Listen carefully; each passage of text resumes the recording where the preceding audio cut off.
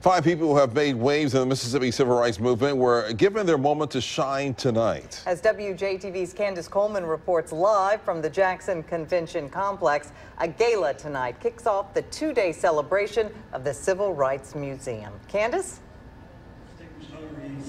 Congressman Benny Thompson just accepted his award, and soon Congressman John Lewis will accept his. Tonight's event was put on by a group called Friends of Mississippi Civil Rights. They felt so strongly about President Trump's attendance at the grand opening of the 2 museums back in December that they decided to put on their own grand opening in celebration of the Civil Rights Museum, honoring these civil rights leaders.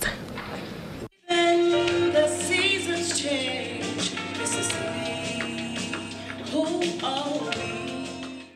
It's the local people putting it together, and I think that's what is so positive about tonight. An audience of about 600 people gathered to pay homage to 5 people whose life's works are civil rights. Hi, how you doing?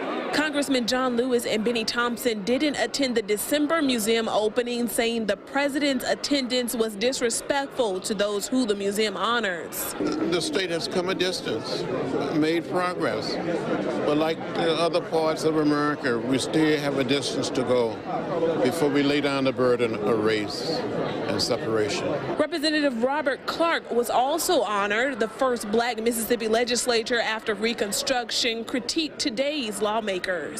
Frankly speaking, if I was in the legislature, I would introduce legislation.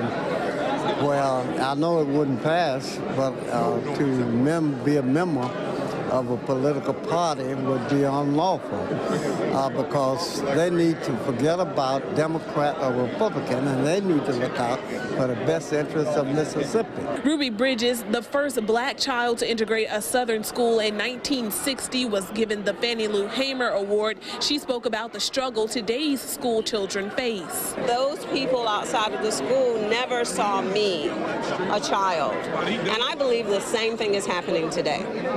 You know, the people that are so against getting rid of these assault weapons, they only see their guns. I don't believe that they actually see a child dying. Also on the list of honorees, Rita Schwerner-Bender. Her late husband, Mickey, was one of 3 men killed while fighting for voting rights for people of color in 1964. I haven't been inside the museum yet. I will be tomorrow, but I understand from people who have been that there's been an attempt to tell it honestly, and I hope that's true because, as you know, it's not a very pretty story, but it's a very important story.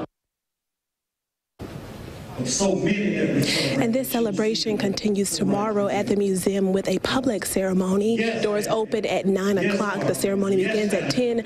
Some of the speakers include Senator Cory Booker, NAACP President Derrick Johnson, and Congressman John Lewis. For now, live in Jackson, Candace Coleman, WJTV 12.